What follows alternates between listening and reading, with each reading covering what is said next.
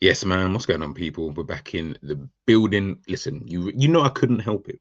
I couldn't help it, man. Watched the PSG game versus Chelsea last night. That was a good game. That was a good game. Just in terms of the football, just in terms of the football that I was watching, 99, in fact, 100% from PSG. I didn't see anything from Chelsea enough for me to really warrant or even really talk about. I think Chelsea were like atrocious in my opinion. Last night, obviously, I know they had injuries and stuff like that. I know, key players, obviously missing out. Obviously, Reece James getting himself injured, so of course that's not going to help. But ultimately, yeah, I'm more focused on the game in itself. Chelsea fans can come up with the excuses as to why I guess it didn't happen, and I'm not a Chelsea fan, so the reality is, I don't actually care. I just can only really comment on the game in itself, and yeah, that was a real lesson from PSG, real lesson. And if I'm being honest with you, looking at it from the face of it, like they were maybe in third or fourth gear. Like they did not look like they tried. I don't even think PSG played that well. Do you get what I mean? Like I think PSG game against Liverpool in Paris, that's probably the best I've seen them play in the knockout stages of the Champions League. Do you get what I'm saying? In fact, I actually think that's the best game they've actually played.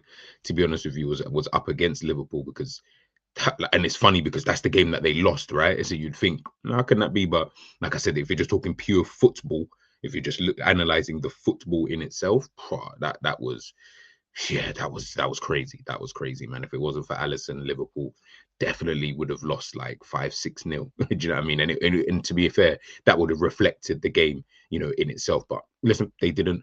They moved on, won the Champions League, etc., etc. So to last night in itself, yeah, as I said, um, it was a real lesson for me against Chelsea, man. It was just not men against boys, man. It was just one of those, or even if you don't want to say men against boys, it was like having the men. Yeah, in fact, no, in fact, that's the best way to even put it because it's like having the men's team versus the academy team. Like it was that bad.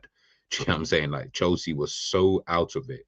It was like watching a group stage match where Real Madrid versus Lask, for example. And then the Lask ain't even in the Champions League from what I can remember. So it'll be like one of those games where you're like, oh yeah, this was just calm victory. We get in, we get out. That's about it.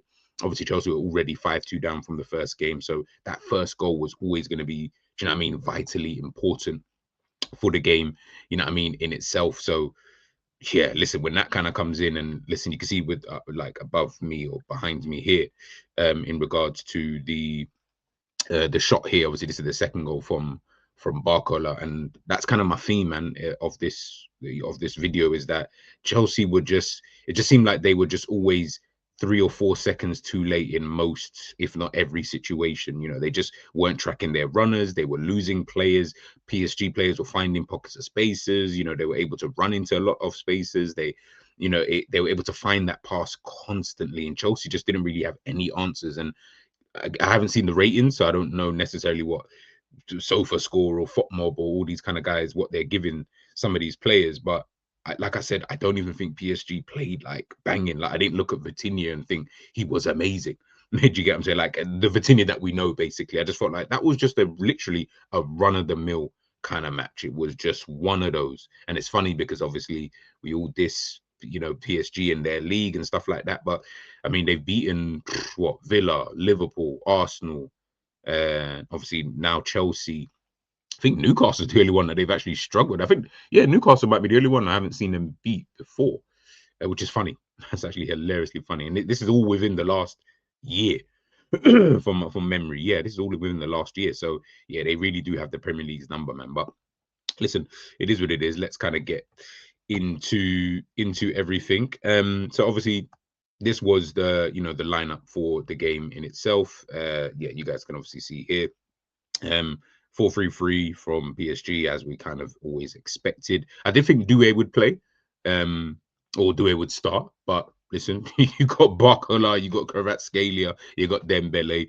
One of them can easily sit out. Heck, you still got Gonzalo Ramos as well on the bench. So yeah, you still got more other players who can obviously play in these kind of positions. Obviously, Mayulu obviously coming on late on in the game as well, so that's another player. Chelsea, as I mentioned before, obviously they were missing players, so obviously Santos is put in there. I felt like they could have potentially have started Lavia.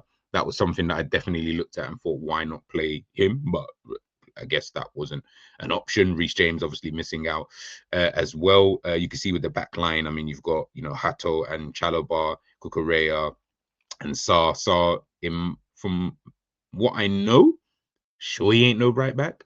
I could be so wrong, and apologies if I am. But yeah, he just didn't work out. I'll tell you that much.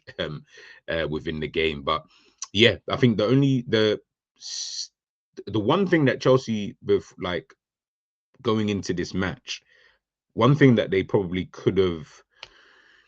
It's difficult thinking of the players, but I guess in terms of just your playing style, I think one thing that they needed was to up the intensity. Obviously, it's difficult because you're already 5-2 down in that first game, and then PSG score so early in this game.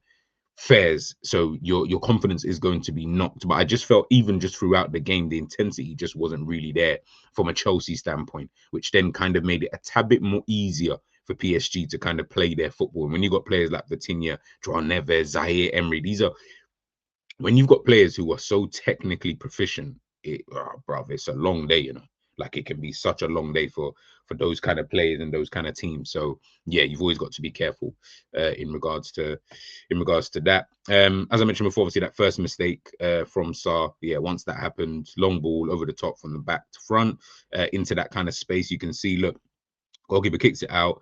Now, where Kvaratskhelia is, I don't even want you guys to focus solely on, say, Kvaratskhelia and Sarr, right?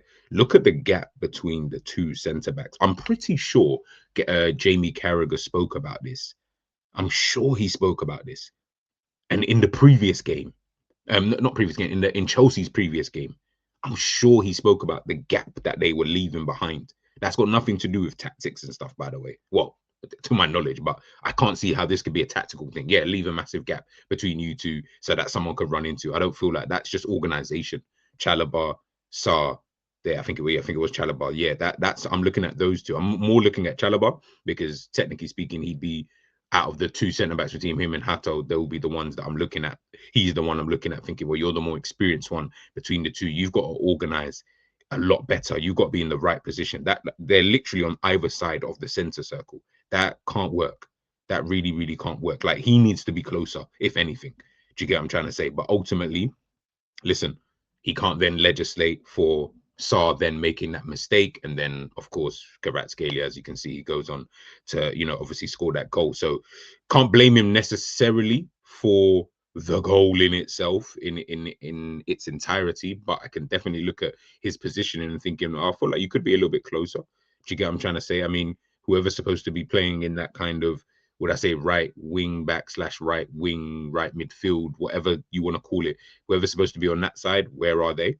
Do you get what I'm trying to say? Like, I don't know. It just felt like Kvaratskhelia just had the whole world to his left-hand side, and then that was just it. Like he was just free to just run into it, and he did find quite a lot of space within the game.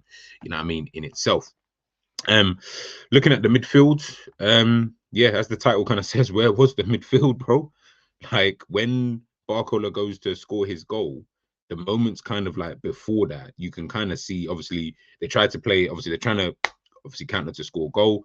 You can kind of see they lose the ball. Fair enough, cool. You lose the ball. That's not the issue. It's what happens after that, because it just seemed like I said, PSG they just had a bit more intensity. They just had a bit more like oomph. Like we're trying to score. We are really trying to dead this game.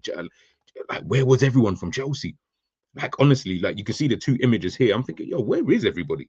Do you get what I'm trying to say? And then you get to this situation where it's like, by now, Santos, you're so far away now. You're gone. You're absolutely gone. You cannot get back now. Well, I say he couldn't get back, but he didn't get back. Let's put it that way. Whether he could and he just didn't really feel that there was a need to. I'm not even going to say he didn't want to, because I don't want to think that a professional player doesn't want to get back and help his team, but more so he probably felt maybe there wasn't no danger, maybe there wasn't no urgency, but you've left Barcola free. You've left him free. Now he's free, literally right there.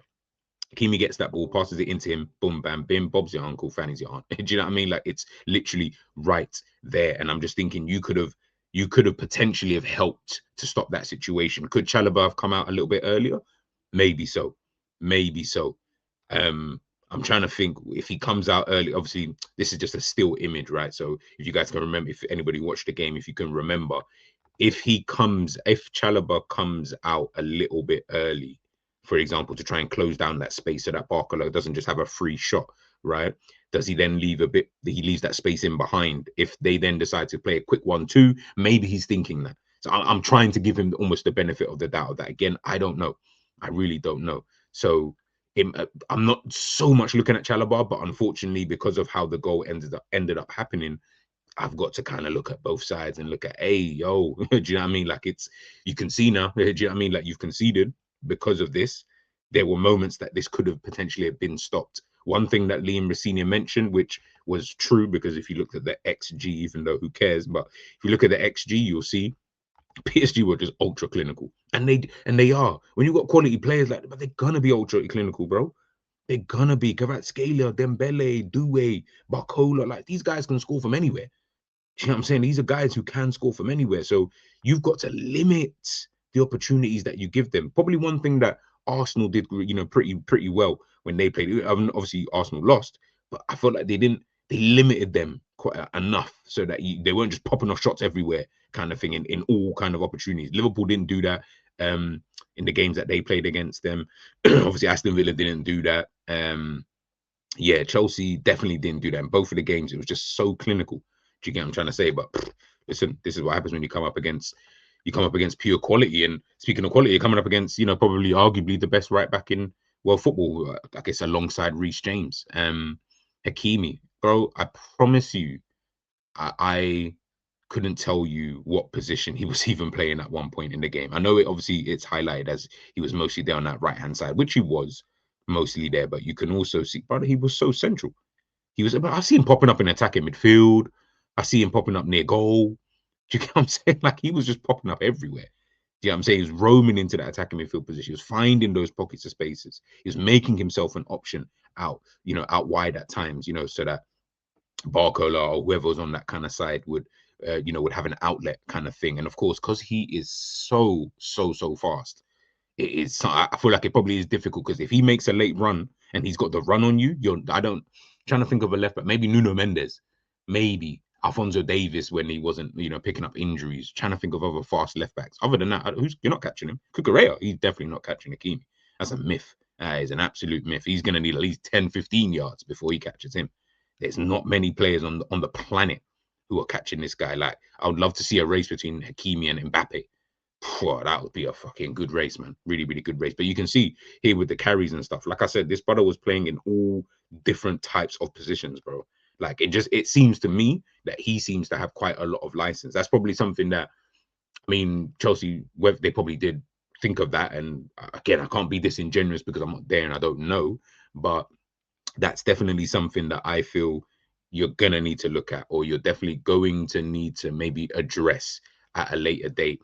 Especially going now they're into the next round. Liverpool obviously playing this evening. So if Liverpool get them again, Liverpool best understand that, we're gonna need to worry about players like Nuno Mendes and Hakimi, because they seem to have freedom to kind of be able to go into these areas of the pitch where they might now have one up on us. And if they have one up on us, when you've got, again, as I mentioned before, technically proficient players, Zaire Emery, Joao Neves, Vitinha, when you got these kind of guys in there, you get what I'm trying to say. So it could be problematic. But yeah, that was kind of just really the kind of theme of the game, if I'm being totally honest with you, from a Chelsea and PSG kind of standpoint. As I mentioned before, PSG weren't outstanding. They weren't, oh my goodness, this is prime PSG. It really wasn't that. No, I didn't feel like it was that. It was just like they just kind of kept things a bit simple, kept possession, kept things ticking over. And obviously you mix that in with the kind of tactical nous of a Luis Enrique, getting, as I mentioned before, Hakimi into the right kind of pockets of spaces, allowing someone like Kvaratskhelia to always be 1v1, with the centre backs, which is never a good thing, or with that right hand side, constantly 1v1 in those kind of battles. Again, Vitinha's moving around, he's popping around the pitch, he's just bro, it's all difficult. I promise you now, it is very, very difficult. And I think Chelsea had a real tough night, a real tough night, man. And again, it is what it is. It is what it is, man. Quality tells usually, and 8 times out of 10, quality will usually tell. You know, you can set up whatever way you want to set up. More time, that quality will tell purely because they are some of the best players, you know, in world football at this current moment in time. So, yeah, man, that's the end of the analysis. Anyway, might do another one, another video. So make sure you guys check that out. And I'll catch you guys real soon, man. Peace.